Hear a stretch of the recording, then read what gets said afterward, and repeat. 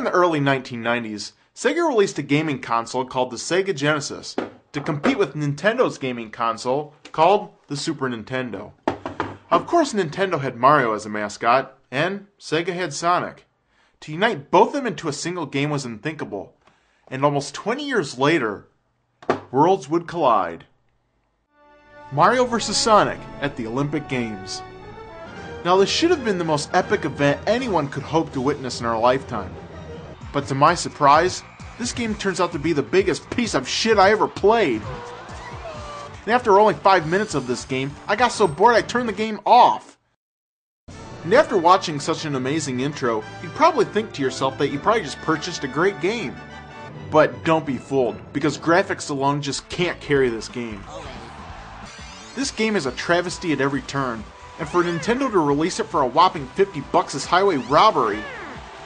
Now, the main problem I have with this game is the controls. Now, you're given a choice of picking from a list of Olympic games that you wish to participate in, but each game requires a different method of moving the Wii joystick around, and this just gets annoying as hell. How come games these days are so fucking confusing to play? Whatever happened to picking up a controller and just playing a game? Each event becomes more confusing and frustrating to play than the last.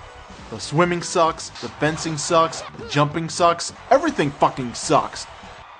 Aw, don't cry, Yoshi. We know it's not your fault. What makes this so bad is that the whole entire game consists of this: picking your character, being announced to the audience, performing your event 3 times, and then see how you ranked. So, what's so fun about this? It's actually pretty fucking boring. And nothing cool or even exciting happens in this game. And if Bowser loses, they don't even let you go into the audience and kill a few spectators. Damn, that would have been cool. Instead, I feel like the whole time I'm just sitting back waiting for something to happen. Now, I really hate to admit it, but there was actually one thing I did find enjoyable about this game, and that would be the trampoline event. Now, the objective here is to tap all the buttons in succession while you're up in the air. Now, if you ask me, this is the best idea out of the entire game. It's just too bad they couldn't implement any other fun ideas into the rest of this game, because, well, it could have used it. Now, I'm going to cut this review kind of short because, well, this is pretty much it. And this game just ends up being both a waste of time and money. I just really feel bad for anybody who bought this game, because it really falls short of being fun and crazy, like a real Mario vs. Sonic game should have been. So if you were hoping for a game where you could actually pit Mario and Sonic together in a real fight, you're just going to have to wait until Super Smash Bros. Brawl comes out.